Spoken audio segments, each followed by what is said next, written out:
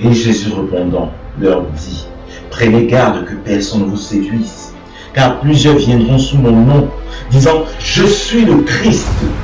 Alors si quelqu'un vous dit, voici le Christ est ici, ou il est là, ne le croyez pas, car il s'élèvera de faux Christ et de faux prophètes.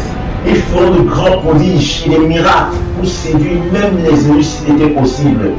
Voici, je vous l'ai prédit. Plusieurs seront scandalisés, se trahiront, se haïront les uns les autres. Et parce que l'iniquité sera multipliée, la charité de plusieurs se refroidira.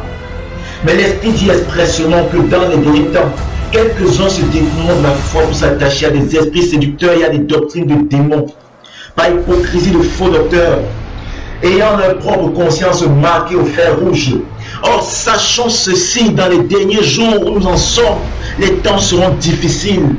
Les hommes seront idolâtres d'eux-mêmes, amis de l'argent, fanfarons, orgueilleux, blasphémateurs, rebelles à leurs parents, ingrats, irréligieux, sans affection naturelle, sans fidélité, calomniateurs, intempérants, cruels, haïssant les gens de bien, traîtres, emportés, en fait l'orgueil, amis de volonté plutôt qu'amis de Dieu, ayant l'apparence de la piété. Ils détourneront les oreilles de la vérité et se tourneront vers les fables. Le jugement de Dieu est vrai, parce que Jean l'a vu, Jean l'atteste. Jean dit, je vis un grand trône blanc et celui qui était assis dessus. La terre et le ciel s'enfuient devant sa face. Il ne fut plus trouvé de place pour eux. Et je vis les morts, les grands, même les petits qui se tenaient devant Dieu. Des livres furent ouverts et un autre livre fut ouvert, celui qui est le livre de la vie.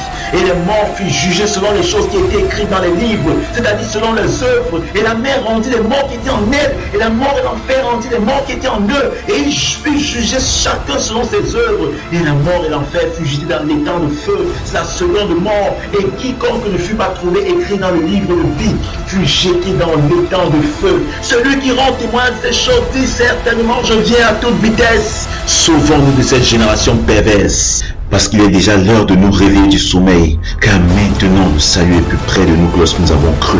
La nuit avancée et le jour approche. Rejetons donc les œuvres des ténèbres et soyons revêtus des armes de lumière.